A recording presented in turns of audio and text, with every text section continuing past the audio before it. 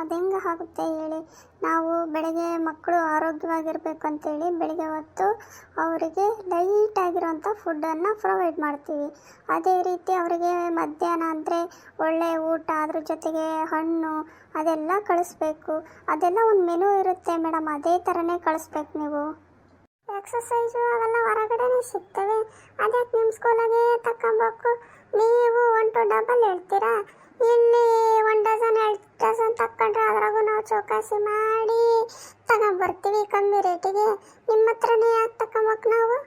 ಅದು ಹೆಂಗಾಗುತ್ತೆ ಮೇಡಮ್, ನಮ್ಮ school rules ಇರೋದೇ ಅದೇ ಥರ. ಎಕ್ಸಸೈಸು ಅದೆಲ್ಲ ನಮ್ಮ ಸ್ಕೂಲಲ್ಲೇ ಕೊಡ್ತಾರೆ, ಹಾಗಾಗಿ ನೀವು ಅಲ್ಲೇ ತೊಗೊಬೇಕಾಗುತ್ತೆ. ಹಂಗಾರೆ ನಿಮ್ಮ ಡಣ ಸ್ಕೂಲಲ್ಲಿ ಇದ್ದಂಥ ಶ್ರೀಮಂತರ ಮಕ್ಕಳೇ ಓದ್ಬೇಕು, ನಮ್ಮಂಥ ಬಡವ್ರ ಮಕ್ಕಳೆಲ್ಲ ಓದೋಕ್ಕಾಗಲ್ಲ. ಬಿಡು. ಸರಿ ತಾಯಿ, ನಮ್ಮ ಮನೆಗೆ ಯಾವ ಸ್ಕೂಲಿಗೂ ಸೇರೋರು ಯಾರಿಲ್ಲ. ಹಂಗೇನಾನು ಇದ್ರೆ ನಾವೇ ಹೇಳೋಗ್ತೀವಿ. ಅದೇನಪ್ಪ ನಂಬರ್ ಇದ್ರೆ ಕೊಟ್ಟೋಗಿರು, ನೋಡೋಣ. ಲೇ ವಿಶಾಲ ಯಾರಿಗೆ ಬಂದಿರೋದು? ಏನೇ ಕತೆ ಇದು? ಯಾರಂತನೂ ಗೊತ್ತಾಗ್ತಿಲ್ಲ, ಏನಿಲ್ಲ. ಯಾರ ಹತ್ರ ಮಾತಾಡೋ ಸೌಂಡ್ ಸೂರು ಹಂಗೆ ಕಿವಿ ಮೇಲೆ ಬೀಳ್ತೈತೆ. ಅದೇನು ಮಾತಾಡ್ತಿದೆಯೋ ಏನಿಲ್ಲ ಒಂದೇ ಗೊತ್ತಾಗ್ತಿಲ್ಲ. ಮನೆಗೆ ಯಾರು ಬಂದಾರೆ? ಅದು ನನ್ನ ಮಗ ಇಲ್ದೊತ್ತಿನಾಗೆ ಹೆಂಗೆ ಬಂದಾರೆ ಅವರು ನಮ್ಮ ಮನೆಗೆ? ಕಳಿಸೆ ಫಸ್ಟು. ಯಾವನು ಬಂದನೋ ಏನೋ ಒಂದು ತಿಳಿವಲ್ದಪ್ಪ. ಇವತ್ತಿಗೊಂದು ಕಾಟ ಕಣವ ನನಗೆ. ಅಜಯ್ ಸುಮ್ಮನೆ ಕುತ್ಕ.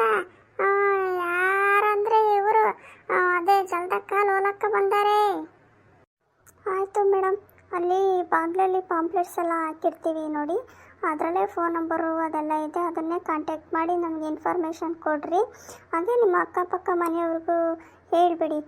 ಇಂಥ ಒಳ್ಳೆ ಸ್ಕೂಲ್ ಬಿಟ್ಟರೆ ನಿಮ್ಮ ಮಕ್ಕಳು ಭವಿಷ್ಯ ಜೀವನ ಎಲ್ಲ ಹಾಳಾಗೋಗ್ಬಿಡುತ್ತೆ ನೋಡಿ. ನಮ್ಮ ಸ್ಕೂಲಿಗೆ ಸೇರಿಸ್ಬೇಕು ನೀವು. ನಮ್ಮ ಸ್ಕೂಲಲ್ಲಿ ಒಳ್ಳೆ ಎಜುಕೇಷನ್ ಕೊಡ್ತೀವಿ, ಮಕ್ಕಳಿಗೆ ಒಳ್ಳೆ ಪರ್ಸೆಂಟೇಜ್ ತೆಗಿಸ್ತೀವಿ. ಅವ್ರನ್ನ ಒಳ್ಳೆ ಗೌರ್ಮೆಂಟ್ ಜಾಬಿಗೆ ಸೇರಿಸಿ ಅವ್ರಿಗೆ ಲಕ್ಷ ದುಡಿಸ್ಕೊಂಡು ತಿನ್ನೋರು ನೀವೇ ತಾನೇ. ಅವಾಗ ನಿಮಗೆ ಅಲ್ವಾ ಉಪಯೋಗ ಆಗೋದು. ಮಕ್ಕಳ ಜೀವನ ಮುಖ್ಯ, ಭವಿಷ್ಯ ಮುಖ್ಯ, ಅದನ್ನು ಯೋಚನೆ ಮಾಡಬೇಕು ನೀವು ತಂದೆ ತಾಯಿಗಳು. ಅಮೌಂಟು ಬಗ್ಗೆ ಎಲ್ಲ ನೀವು ಯೋಚನೆ ಮಾಡ್ಕೊತ ಕೂತ್ರೆ ಅವರು ಯಾವ ಥರ ಉದ್ಧಾರ ಆಗ್ತಾರೆ ಹೇಳ್ರಿ. ನಾನು ಇನ್ನು ಹೋಗಿ ಬರ್ತೀನಿ ಮೇಡಮ್. ಅಲ್ಲ ವಿಶಾಲಕ್ಕ, ನಮ್ಮಂಥ ಬಡವ್ರ ಮಕ್ಕಳು ಏನು ಸ್ಕೂಲಾಗ ಓದೋಕೆ ಕಾಣಲ್ಬಿಡಮ್ಮ. ಪ್ರೈವೇಟು ಕಾನ್ವೆಂಟು ಇಂಗ್ಲೀಷ್ ಮೀಡಿಯಮ್ಮು ಅದು ಯಾತೋ ಸಿಲೆಬಸ್ ಅಂತ ಹೇಳ್ತಿರ್ತಾರಪ್ಪ. ಅದೇನೋ CBSE ಅದು ಇದು ಅಂತ ಅಂಥವಕ್ಕೆಲ್ಲ ನಾವು ಮಕ್ಕಳನ್ನ ಸುಮ್ಮನೆ ಒಣ ಆಡಂಬರಕ್ಕೆ ಸೇರಿಸ್ತೀವಿ. ಆಮೇಲೆ ವರ್ಷಕ್ಕೆ ಹಂಗಿಲ್ಲ ಅಂದರೂ 1 ಲಕ್ಷದ ಮೇಲೆ ಆಕತ್ತೆ ಖರ್ಚು ವೆಚ್ಚ. ಅದೆಲ್ಲ ಅವ್ರು ಹೇಳಿದ್ದು ಊಟ ಕಳಿಸ್ಬೇಕು, ಅವ್ರು ಹೇಳಿದ್ದು ಬಟ್ಟೆ ಕೊಡಿಸ್ಬೇಕು. ಯಾವ್ದಾನ ಒಂದು ಸ್ಕೂಲ್ ಪ್ರೋಗ್ರಾಮ್ ಅಂದ್ಬಿಟ್ರೆ ಅಂಥ ಡ್ರೆಸ್ ಕೊಡಿಸ್ರಿ, ಇಂಥ ಡ್ರೆಸ್ ಕೊಡಿಸ್ರಿ, ನಾವೇ ಕೊಡ್ತೀವಿ, ಅದಕ್ಕೆ ಇಷ್ಟು ದುಡ್ಡು ಕೊಡ್ರಿ, ಅಷ್ಟು ದುಡ್ಡು ಕೊಡ್ರಿ ಅಂತ ಗೊಳಾಡಿಸ್ತಿರ್ತಾರೆ. ಹಂಗೆಲ್ಲ ಮಾಡ್ತಾರೆ. ಅವ್ರು ಹೇಳಿದ್ದೇ ಕೇಳ್ಬೇಕಾಕತ್ತೆ. ಬಿಡು, ಇದೇನು ಮುಗಿವಲ್ದು. ಅಯ್ಯೋ ನಮ್ಮಂಥ ಬಡವ್ರ ಮಕ್ಕಳೆಲ್ಲ ಇಂಥ ಸ್ಕೂಲಲ್ಲೆಲ್ಲ ಓದಕ್ಕಾಗತ್ತೆ ನಮ್ಮ 80,000 ಅಂತೆ. ಅಯ್ಯೋ ದೇವ್ರೆ, ಅದೇ 80,000 ಇದ್ರೆ ಮನೆಗೆ ಬರೋ ಕಷ್ಟ ಎಲ್ಲ ತೀರ್ತವೆ. ಅದೇನು ನಿಜನೇ. ಈಗೆಲ್ಲ ಗೌರ್ಮೆಂಟು ಸ್ಕೂಲ್ಗಳು ಎಷ್ಟೋ ಮುಚ್ಚಿ ಹೋಗಿದ್ದಾವೆ. ಸ್ಕೂಲಾಗೆ ಗೌರ್ಮೆಂಟ್ ಸ್ಕೂಲಾಗಂತೂ ಜನನೇ ಇಲ್ಲ. ಒಬ್ಬರು ಗಾರೆ ಕೆಲಸ ಮಾಡೋರು ಸಮೇತ ನನ್ನ ಮಕ್ಕಳು ಚೆನ್ನಾಗಿ ಓದ್ಬೇಕು ಅಂತೇಳಿ ಕಾನ್ವೆಂಟ್ಗಳಿಗೆ ಹಾಕ್ತಾರೆ. ಒಬ್ಬ ಆಟೋ ಡ್ರೈವರ್ ಸಮೇತ ಒಳ್ಳೊಳ್ಳೆ ಸ್ಕೂಲಿಗೆ ಸೇರಿಸ್ತಾರೆ. ಎಲ್ಲಿದ್ರೇನು ಓದೋ ಮಕ್ಕಳು ಓದ್ತಾರಪ್ಪ. ಹಂಗಾಗಿ ನಮ್ಮ ಜನ ಸಾಲ ಮಾಡಿ ಆದರೂ ತುಪ್ಪ ತಿನ್ನೋಣ ಅಂದ್ಕೊಂಡು ಸಾಲ ಮಾಡಿ ಈ ವರ್ಷದ ಫೀಸ್ ಕಟ್ಟಿರ್ತಾರೆ. ಅಲ್ಲಿ ಇನ್ನೊಂದು ವರ್ಷ ಮುಗಿತಿದ್ದಂಗೆ ಆ ಸಾಲ ತೀರೋದ್ರೊಳಗೆ ಅಲ್ಲಿ ಇನ್ನೊಂದು ವರ್ಷ ಬರ್ತೈತೆ. ಅವಾಗೂ ಸಾಲ ಮಾಡಿ ಫೀಸ್ ಕಟ್ಟೋದು. ಇಂಥ ಪರಿಸ್ಥಿತಿ ಅರ್ಥನೇ ಮಾಡ್ಕೊಳಲ್ಲವ ಜನ. ಏನು ಮಾಡೋಕ್ಕಾಗತ್ತೆ? ವಿಶಾಲಕ್ಕ, ನಾವು ಓದ್ಬೇಕಾದ್ರೆ ಅದೇ ಗೌರ್ಮೆಂಟ್ ಸ್ಕೂಲಿಗೆ ಹೋಗ್ತಿದ್ವಿ. ನಮ್ಮಪ್ಪ ನಮ್ಮವ್ವ 1 ರೂಪಾಯಿ ಖರ್ಚು ಮಾಡಿಲ್ಲ ನೋಡವ. ಹೌದಾ ಜಲ್ದಿ? ನೀನು ಓದಿದೀಯೇನು? ಅದೇ ನಮಗೆ ಗೊತ್ತೇ ಇರಲಿಲ್ಲ ಕಡೆ. ಎಷ್ಟನೇ ಕ್ಲಾಸ್ ಓದಿದೀಯ?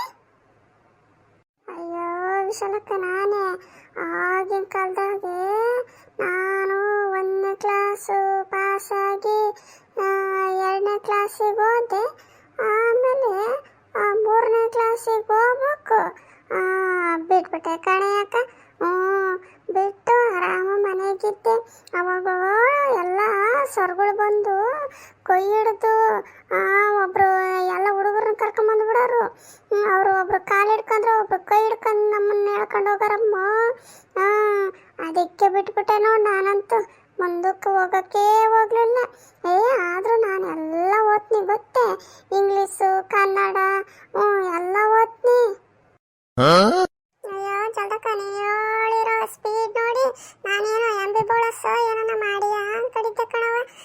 ಆದರೂ ಇಷ್ಟೆಲ್ಲ ಓದಿ ಮನೆಗದಿ ಅಂದ್ಕೊಂಡಿದ್ದೆ. ಬರೀ 2ನೇ ಕ್ಲಾಸ್ ಓದಿ ಇಷ್ಟೊತ್ತೇ ಹೇಳ್ತೀಯ. ಹಾಳಾದವ ದರಿದ್ರಗಳ, ಇನ್ನು ಮಾಡಿಲ್ಲೇನ್ರ ಕೆಲಸನ? ಎಷ್ಟೊತ್ತಾತ ಹೇಳಿ, ಇನ್ನು ಬೇರೆ ಕೆಲಸ ಇರಲ್ಲೇನು? ಇಲ್ಲೇ ಬಂದು ಸೇರ್ಕೊಂಡು ತಲೆಹರಟೆ ಮಾಡ್ಕೆ ಅಂತ ನಿಂತ್ಕೊಂಡಿದ್ದೀರಿ. ಇಲ್ಲಿ ಏನು ಮಾಡ್ತಿದ್ದೀರಾ? ಅಮ್ಮಮ್ಮ ನೀವು ಹೇಳಿದ ಕೆಲಸ ಆಗಲೇ ಮುಗಿಸಿದ್ವಿ. ಹಸುಕ್ಕೆಲ್ಲ ನೀರು ಮತ್ತು ಹುಲ್ಲು ಅದೆಲ್ಲ ಹಾಕಿದೆ, ಎಲ್ಲ ಸಗಣಿ ಕಸ ಹೊಡೆದೆಲ್ಲ ತುಂಬ ಹಾಕಿದೆ ಅಮ್ಮಮ್ಮ. ಮಾಮ ಮತ್ತೆ ಮತ್ತೆ ಇಷ್ಟೆಲ್ಲ ಕಂಡ್ರು ಇನ್ನೂ ಕೆಲಸ ಇದ್ದಾವೆ. ಅದೇನು ಮತ್ತೆ ಅಂತ ಬೊಗಳ್ತಿದೆಯಲ್ಲ, ಏನು? ಅಮ್ಮಮ್ಮ ಮತ್ತೆ ಕಾಂತುಗೆ ಲೋಕಗೆ ಹೊಟ್ಟೆ ಹಸು ಭಾಳ ಆಗುತ್ತೆ ಅಂತೆ ಅಮ್ಮ. ಅವರಿಗೆ ಊಟಕ್ಕೆ ಏನಾದರೂ ಕೊಡಮ್ಮ.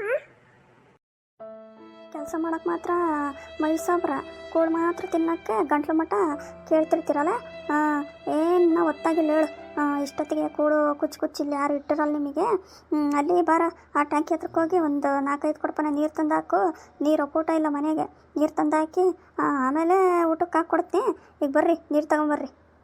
ಅಮ್ಮಮ್ಮ ನಾನು ನೀರು ತಗೊಂಬರ್ತೀನಿ. ಅವರಿಬ್ಬರಿಗೆ ಅಷ್ಟೇ ಅಮ್ಮ ಊಟಕ್ಕೆ ಕೊಡಮ್ಮ. ಅವರು ತುಂಬ ಹೊಟ್ಟೆಸ್ಕೊಂಡಾರಂತೆ. ಬಾರ ಅದ್ಯಾವನು ಮೂವರು ಜೊತೆಗೆ ಕುತ್ಕೊಂಡು ಗಂಟ್ಲು ಮಟ್ಟ ಇಳಿಸ್ವಂತ್ರಿ. ಮೂವರು ನೀರು ತರೋಗ್ರಿ. ಅವಾಗ ಮನೆ ತುಂಬ ಜಲ್ದಿ ನೀರು ತುಂಬಿಕೊಂಡು ಹಾಕ್ಯಂಬೋದು. ಇವನೊಬ್ಬನೇ ಹೋಗಿ ಒಂದೊಂದೇ ಥರ ಎಷ್ಟೊತ್ತಾಕತ್ತ. ಹೋಗ್ರಿ ಮೂವರು ನೀರು ತಂದು ಹಾಕಿ ಆಮೇಲೆ ಊಟ ಮಾಡುವಂತ್ರಿ. ಬಿಡೋಣ, ನಾವು ನಿನ್ನ ಜೊತೆಗೆ ಊಟ ಮಾಡ್ತೀವಿ. ಬಾ ಹೋಗಿ ನೀರು ತಂದು ಹಾಕಿ ಆಮೇಲೆ ಊಟ ಮಾಡಿರಾಯ್ತು. ಕುಮಾರ, ಕಾಂತ, ಲೋಕ, ಬರ್ರೋ, ತಿಂಡಿ ಮಾಡಿದ್ದೀನಿ, ಊಟ ಮಾಡುವಂತ್ರಿ, ಬರ್ರಿ. ಇಲ್ಲ ಮತ್ತೆ ನಾವು ಆಮೇಲೆ ಊಟ ಮಾಡ್ತೀವಿ. ಅಮ್ಮಮ್ಮ ಹೇಳಿದ್ದಾರೆ ನೀರು ತಂದು ಹಾಕಿ ಆಮೇಲೆ ಊಟ ಮಾಡ್ರಿ ಅಂತ. ಇಲ್ಲಾಂದ್ರೆ ಅಮ್ಮಮ್ಮ ಸೆಟ್ ಮಾಡ್ಕೊಂತಾರೆ, ಆಮೇಲೆ ತಿಂತೀವಿ ಅತ್ತೆ. ಅದೇನ ಹುಡುಗ ಹಂಗಂತೀಯ? ಬೆಳಗಿಂದ ಏನೂ ತಿಂದಿಲ್ಲ ಏನಿಲ್ಲ. ಅಲ್ಲಿ 12 ಗಂಟೆ ಕಂಡ್ರು ಊಟದ ಟೈಮ್ ಇದು. ನೀವು ಬೆಳಗಿಂದ ನೋಡಿದ್ನಪ್ಪ, ನೀವೆಲ್ಲೂ ಕಾಣಲೇ ಇಲ್ಲ. ಇಲ್ಲಿದ್ದರೆ ಇಲ್ಲಿ ನಿಮ್ಮ ಅಜ್ಜಿ ಕೆಲಸ ಮಾಡೋಕೆ ಹಚ್ಚಿದ್ದೆ. ಅಯ್ಯೋ ದೇವ್ರಿ, ಬೆಳಗ್ಗೆ ನಾನು ಎಲ್ಲ ತುಂಬಿ ಹೊಡೆದಾಕಿದ್ದೆ. ಇನ್ನೊಂದು ಸರಿ ಅದೇ ಬದುಕನೇ ಮಾಡಿಸಿದ್ದಾಳೆ ನಿಮ್ಮ ಅಜ್ಜಿ. ಇರಲಿ ಬಾ, ನಿಮ್ಮ ಅಜ್ಜಿ ಎಲ್ಲ ಹೋಗಿದ್ದಾಳೆ. ಸರ್ನ ಅಜ್ಜಿ ಬರೋದ್ರೊಳಗೆ ನೀವು ಊಟ ಮಾಡ್ಕೊಂಡು ಆಮೇಲೆ ನೀರು ತರುವಂತೆ. ಇಲ್ಲ ನಾನೇ ತಂದು ಹಾಕ್ಯಂತೀನಿ. ಬರ್ರಿ, ಈಗ ಜಲ್ದಿ ತಿಂದುಬಿಡುವಂತ್ರಿ. ಅಣ್ಣ ನಡೀರೋ, ಹೊಟ್ಟೆ ಭಾಳ ಹಸುವಾಗಿತ್ತೆ, ಉಣ್ಣೋಣ ನಡೀರೋ.